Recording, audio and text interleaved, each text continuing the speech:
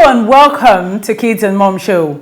On today's episode of the show, we will be talking about something that is very, very important and very, very crucial to the life of our children. My name is Yele and I am your host as usual. So don't go anywhere, do not touch that dial, and we'll be right back on Kids and Mom. And remember, we are raising future heroes.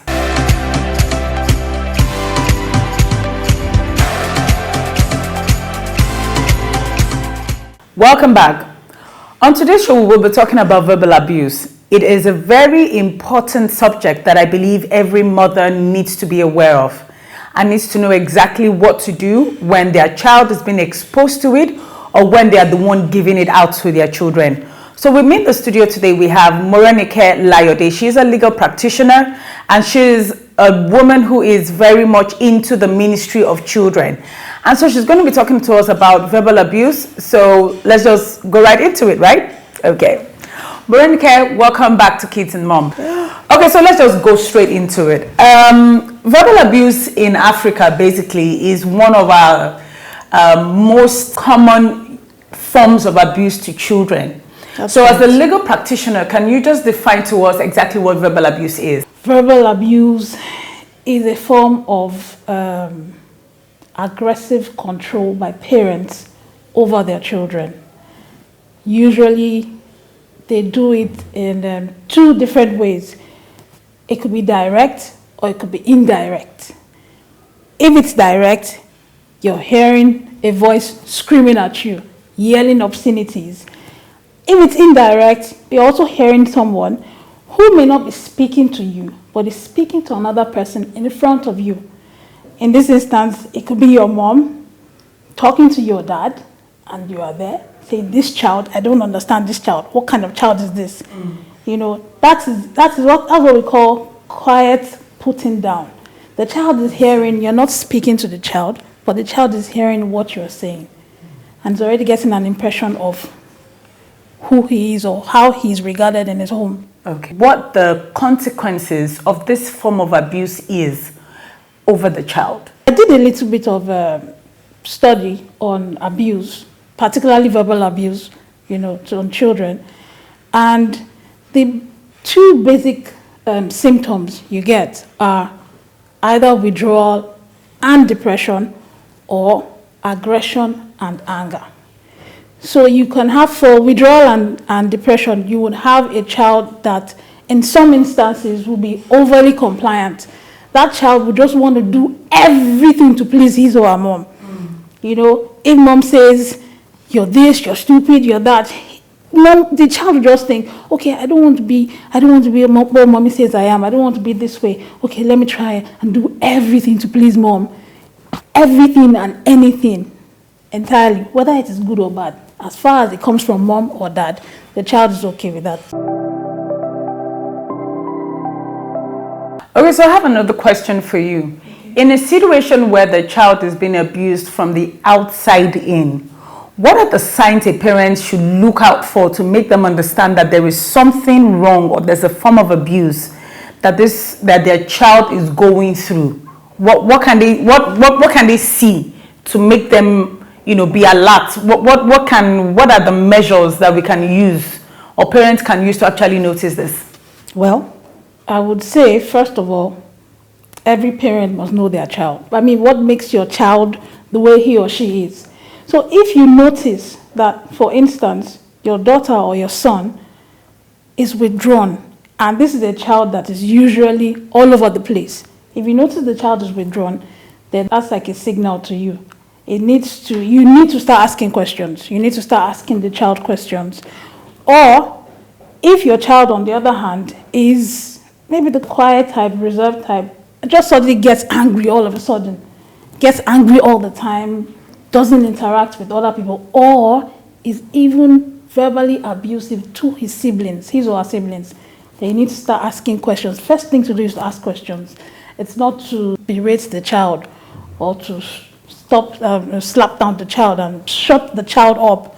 It's to start asking questions because your child is not like this, so you need to know. Then when you make your investigations and you find out, it is going to take a lot of time because some children they could be verbally abused at school by their teachers.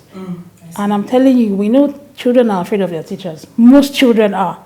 You know, there's this kind of respect. I know if you have nephews and nieces at home and you tell them, I'm going to tell your auntie in school, your uncle in school, what happens? They just sit down compliantly. We need to take a very quick break and we'll be right back. This is Kids and Mum.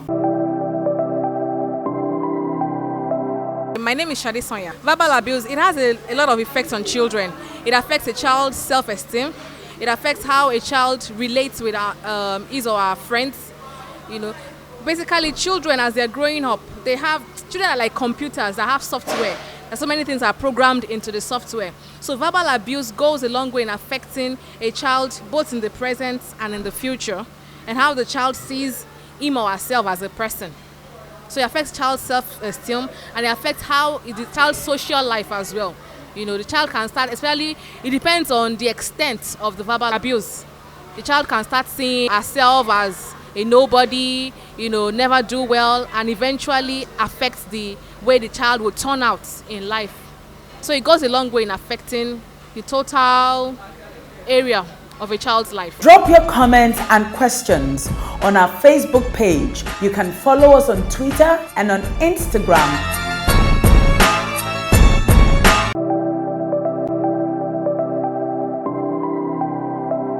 Welcome back. Before we took a break, we were talking about the definition of verbal abuse and what signs parents can see in their children if they suspect that they're being abused from the outside in. We also talked about the consequences of verbal abuse on a child.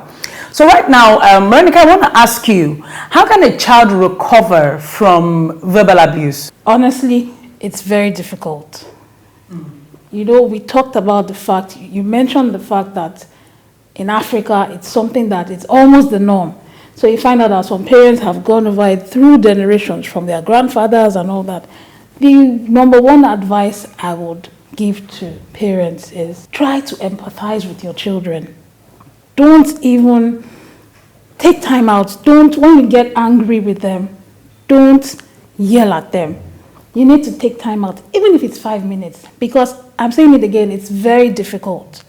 It's very difficult. Like I said, I did research on it, and you find out that children that have gone through verbal abuse over the years, they actually have to seek psychiatric help.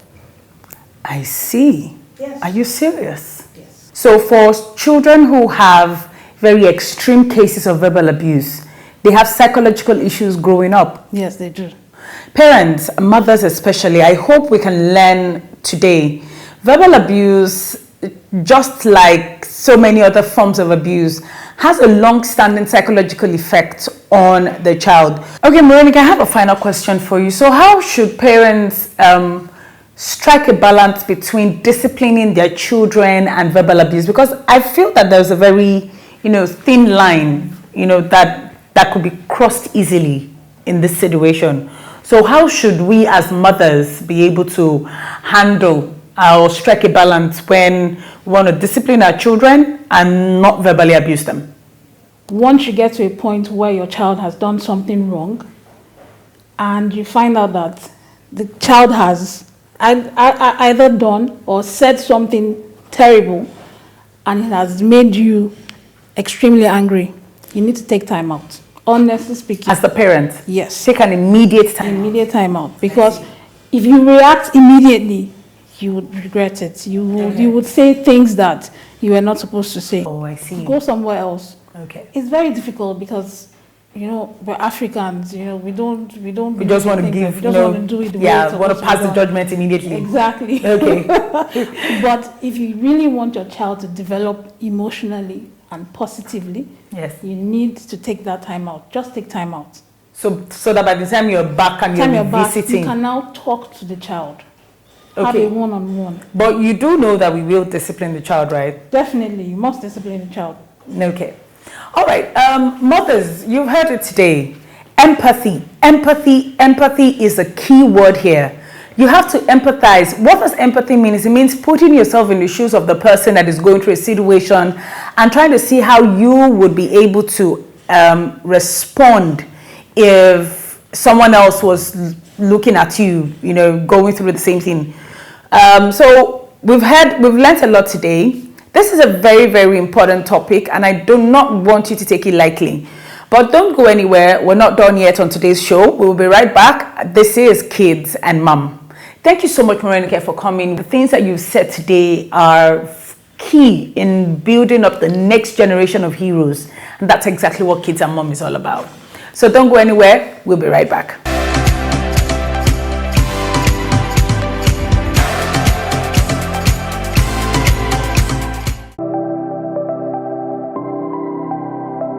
My name is Aturashi Shafkot. I'm 12. I would like to be a gynecologist because I love treating people. I love babies and also want to know exactly where baby comes from.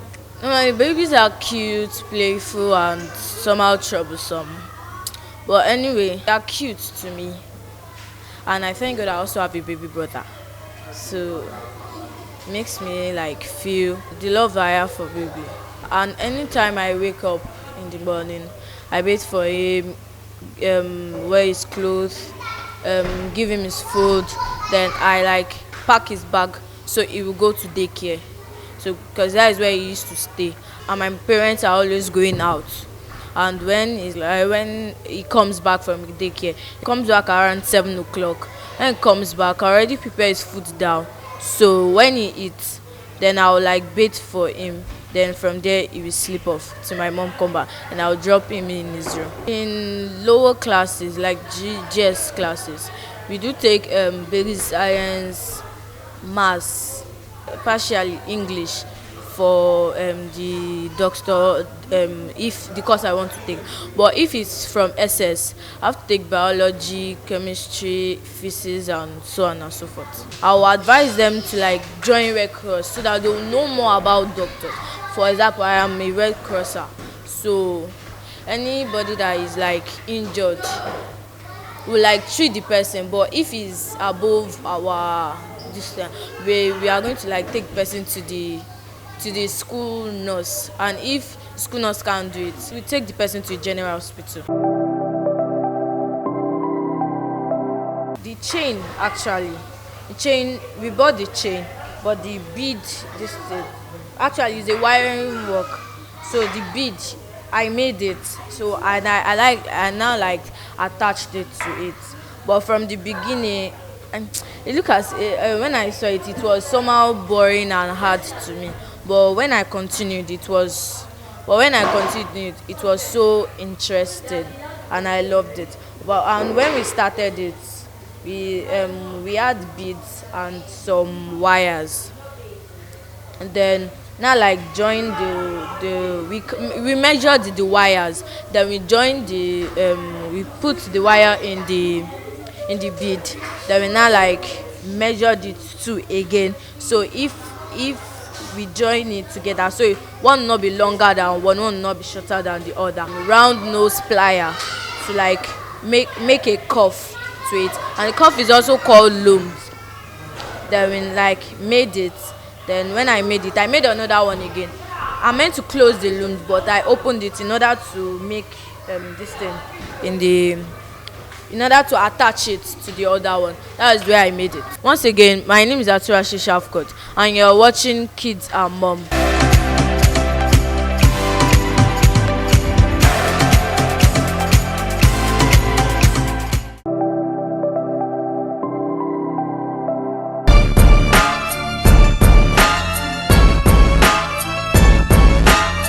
Did you know that in the course of an average lifetime while sleeping, you might eat around 70 assorted insects and 10 spiders or more? Did you know that some lipsticks contain fish scales? Did you know that cat urine glows under a black light?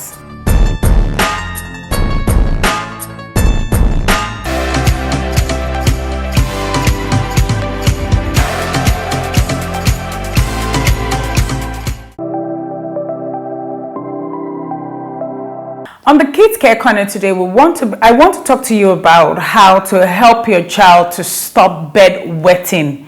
I know this is a major concern for a lot of mothers out there who believe that with all the potty training that they've given to their children, they want to think or assume that their child will know exactly what to do when they need to go to the potty in the middle of the night.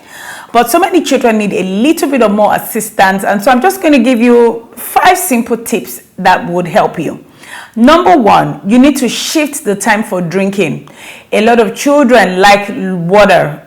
Africa is a very humid environment, so it is natural for people to want to take lots of water to rehydrate themselves. So, but you could shift the times at which your child takes more water or less water. If you know that your child takes a lot more water during the evenings, or maybe say from 5 o'clock, you probably need to do like a clockwise rotation of that and make sure that they take a lot of water during the day and then less water during the night. That would actually help them not to have their bladder so full during the night when they are asleep till the next morning. Another thing you could do is you could schedule bathroom breaks during the night.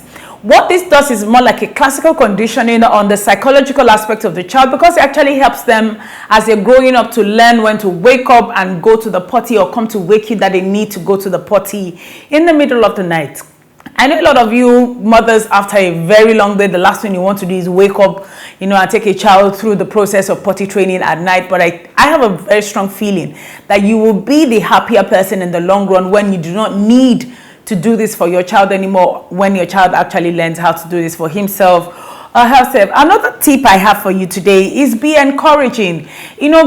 Naturally people feel bad when they do bad things. So when a child wets the bed at night, they are not happy. They don't think it's something funny.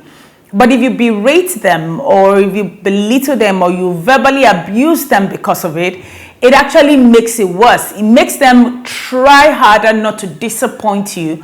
And we both know that because they are children, they are prone to disappointment. So be encouraging. Don't compare your child to another child who is in bedwetting, or compare your child to the siblings who is in bedwetting.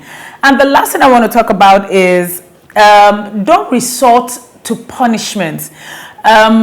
I grew up in Africa, and so a lot of parents had to resort to punishment to see whether it will help their children not to wet the bed, and it didn't work. So don't do that. Do you understand? Love your child through the process. Be there for your child. Understand that your child is growing up. Encourage. Schedule water breaks. Schedule bathroom visits during the night. And I can assure you that within a few time, or a short distance of time, your child would have mastered the art of not bedwetting. Thank you very much. Don't go anywhere. This is still Kids and Mum.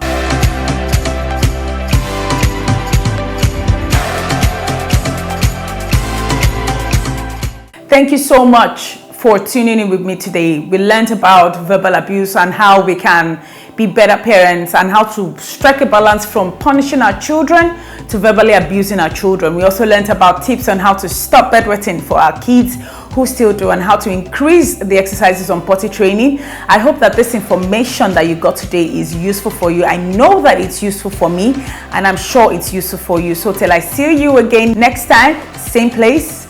God bless you, and don't forget, it's Kids and Mom, and we're raising future heroes. Take care of you.